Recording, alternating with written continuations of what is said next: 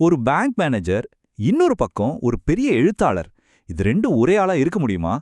முடியும்னு நிரூபிச்ச ஒருத்தரோட வாழ்க்கைய பத்தி தான் நம்ம இன்னைக்கு பார்க்க போறோம். வாங்க, பழனி சோ முத்துமாணிக்கம் அவரோட பயணத்தை பத்தி தெரிஞ்சுக்கலாம். ஒரு ஸ்டேட் பேங்க் மேனேஜர், அவரோட வாழ்க்கை எப்படி இருக்கும்னு யோசிச்சு பாருங்க. முழுக்க முழுக்க நம்பர்ஸ், அக்கவுண்ட்ஸ், டார்கெட்ஸ், கரெக்டா? ஆனா அதே நபர் 11க்கும் அதிகமான புத்தகங்களை எழுதி நேஷனல் லெவல்ல அவார்டு வாங்கின ஒரு எழுத்தாளராகவும் இருந்தா எப்படி இருக்கும்? அட ஆமாங்க, இதுதான் அவரோட ரெண்டு உலகங்கள். அவரோட எழுத்துக்களை பத்தி தெரிஞ்சுக்கிறதுக்கு முன்னாடி முதல்ல அந்த மனுஷனை பத்தி தெரிஞ்சுக்கணும் இல்லையா? சோ யாருங்க இந்த முத்துமாணிக்கம்? வாங்க பார்க்கலாம். பழனி பக்கத்துல அமரபோண்டுன்னு ஒரு ஊர். அங்கதான் 1950ல பிறந்திருக்கார். பாருங்க, எம்ஏ, எம்ஃபில், அது மட்டும் இல்ல, சட்டத்திலையும் டிப்ளமோன் படிப்புல ரொம்ப ஸ்ட்ராங்கான ஒரு பேக்ரவுண்டு. ஸ்டேட் பேங்க்ல மேனேஜரா வேலை. ஆனா இந்த கணக்கு வழக்குக்கு நடுவுல தான் மணிமுத்து, செம்பவளம்னு ரெண்டு புனைப்பெயர்ல ஒரு இலக்கியவாதி ஒழிஞ்சிருந்திருக்கிறாரு. நிறைய பேர் என்ன பண்ணுவாங்க, ரிட்டையர் ஆன அப்புறம் தான் பிடிச்ச விஷயத்த செய்ய ஆரம்பிப்பாங்க. ஆனா இவரோட கதை அப்படி இல்ல. பேங்க்ல அந்த பிஸியான வேலைக்கு நடுவுலயே பல வருஷத்துக்கு முன்னாடியே அவரோட இலக்கிய பயணம் ஸ்டார்ட் ஆயிடுச்சு. எல்லாமே ஆரம்பிச்சது ஒரு கையெழுத்து பத்திரிகையில இருந்து தான். யோசிச்சு பாருங்க, 1980கள்ல தமிழ்ச்சுடர்னு ஒரு கையெழுத்து பத்திரிகையை 3 வருஷம் நடத்திட்டு இருந்திருக்கார். அதோட தீவிரம் குறையாம அதுவே அப்புறம் ஒரு அச்சு பத்திரிகையா மாறுச்சு. அதுக்கப்புறம் ஏணி, ஓடம், முங்காரின்னு பல சின்ன சின்ன இலக்கிய இதழ்களுக்கு ஆசிரியரா இருந்து தமிழ் இலக்கிய உலகத்துல ஒரு முக்கியமான இடத்தை பிடிச்சார். சரி, பத்திரிகை ஆசிரியரா இருந்தாச்சு. அடுத்தது என்ன? புத்தகங்கள் தான். இப்போதான் அவரோட பயணம் அடுத்த கட்டத்துக்கு போகுது. அவரோட எழுத்துல எவ்ளோ வெரைட்டி இருக்குன்னு பாருங்களேன். 2004ஆம் வருஷம் ஆணிவேர்கள்னு ஒரு சிறுகதை தொகுப்பு வெளியாகுது.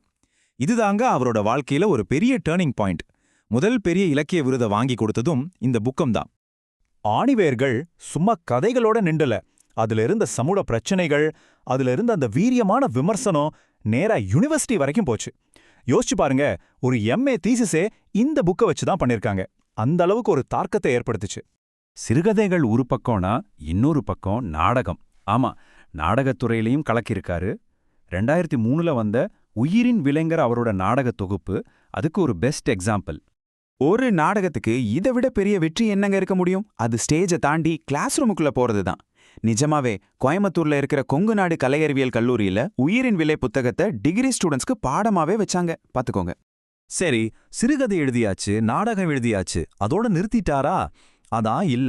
உலகம் என்பது என் வீடுன்னு கவிதை, நீல திமிங்கலம் முதல் பிக் பாஸ் வரைன்னு சமகால கட்டுரைகள், ஏன் பசங்களுக்காக மாணவன் ஆசிரியரான கதைன்னு சிறுவர் இலக்கியம் வரைக்கும் அவருடைய எழுத்து எல்லா பக்கமும் பரவி விரிஞ்சது. இப்படி எல்லா துறையிலையும் இவ்வளவு தரமா தொடர்ந்து எழுதிட்டு இருந்தா அங்கீகாரம் சும்மா இருக்குமா? கண்டிப்பா தேடி வரும். பல வருஷமா அவருக்கு கிடைச்ச விருதுகளையும் பாராட்டுகளையும் பத்தி தான் இப்ப பார்க்க போறோம். இந்த டைம்லைனை பாருங்க. 2004ல ஆரம்பிச்ச விருது பயணம், 2019ல லெனின் நினைவு பரிசு, அப்படியே இப்போ 2024ல சாகித்ய அகாடமியோட அங்கீகாரம் வரைக்கும். இது என்ன காட்டுது? வயசாக ஆக அவரோட இலக்கிய பயணம் மங்கல, இன்னும் ஜொலிச்சுட்டு தான் இருக்கு. நாம டைம்லைன்ல பார்த்தது சிலதுதான். இதில்லாம மகாகவி பாரதி விருது, நற்றமிழ் நாவலர்னு பட்டங்கள், இப்படி மொத்தமா 7க்கும் மேற்பட்ட பெரிய விருதுகள் வாங்கியிருக்காரு. சும்மா இல்ல, அவரோட இலக்கிய சேவைக்காக.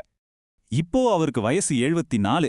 பேங்க்ல இருந்து ரிட்டையர் ஆகி பல வருஷம் ஆச்சு. ஆனா அவரோட பேனா இன்னும் ஓயல. அவரோட கதை இன்னும் முடியல, தொடர்ந்துட்டே இருக்கு. அடுத்து என்ன வர போகுது தெரியுமா? 2025ல பேராசிரியர் சோ மோகனாவோட சேர்ந்து எழுதின மாற்றம் நிகழ்த்திய உலக மகளிர்ங்கிற ஒரு புத்தம் புது புக்கு வருது. இதுவே போதும் அவரோட எழுத்து தாகம் இன்னும் அடங்கல, சமுதிரத்து மேல இருக்கிற அக்கறை குறையலன்னு சொல்றதுக்கு. யோசிச்சு பாருங்க, ஒரு ஃபுல் டைம் ஜாப் நம்மளோட உண்மையான பேஷனை தொடர்றதுக்கு தடையா இருக்குமா? பழனி சோ முத்துமாணிக்கத்தோட வாழ்க்கை அதுக்கு என்ன பதில் சொல்லுது?